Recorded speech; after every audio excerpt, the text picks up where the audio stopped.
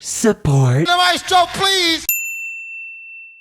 Last record rundown before the Grammys, so keep an eye on the channel come Monday. This'll be for the week of January 25th, 2020. On this day in music back in 1958, the Quarrymen performed for the first and last time at the Cavern Club, given they would return 3 years later in the form of the Beatles.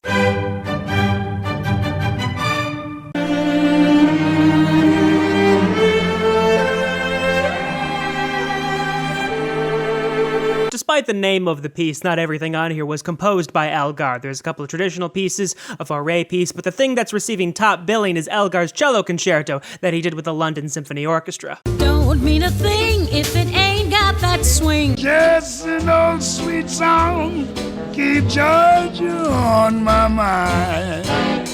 It's always difficult to put together a compilation like this, especially when it's around Louis Armstrong, who is just such an important historical figure in the history of music. Hell, this isn't even the only definitive collection that's out here. Regardless, it is a good sampling of his work. Singing. I love rock and roll.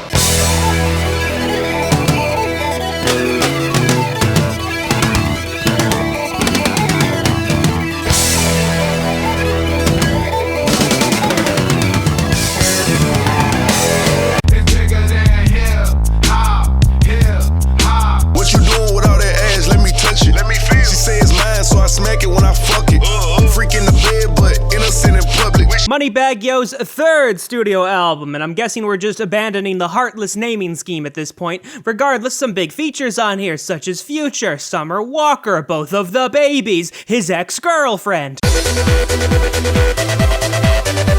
I feel like somebody told me I could do a good bit for this, but for the life of me, I can't remember who told me and what they told me to do. So if you're out there, leave a comment reminding me what it was I was supposed to do for this. And now I need some help from the maestro, please! If I love you, then I need ya. I fuck with you like Martin fuck with Gina. We family like we Venus and Serena. Let's go get married like... I was surprised this album did as well as it did, and I'm surprised that it's back up here. I mean, it's not a bad album. In fact, it's pretty good, but I'm just surprised. Yeah, Hollywood is bleeding, but we call it home. You know, despite how long this has been up here, the only Grammy nominations that Post Malone got for this Sunday's Grammys are for Sunflower. And given that is off of this album, I imagine it's more associated with the movie. What you doing with all that ass? Let me touch it. Let me feel. She say it's mine, so I smack it when I fuck it.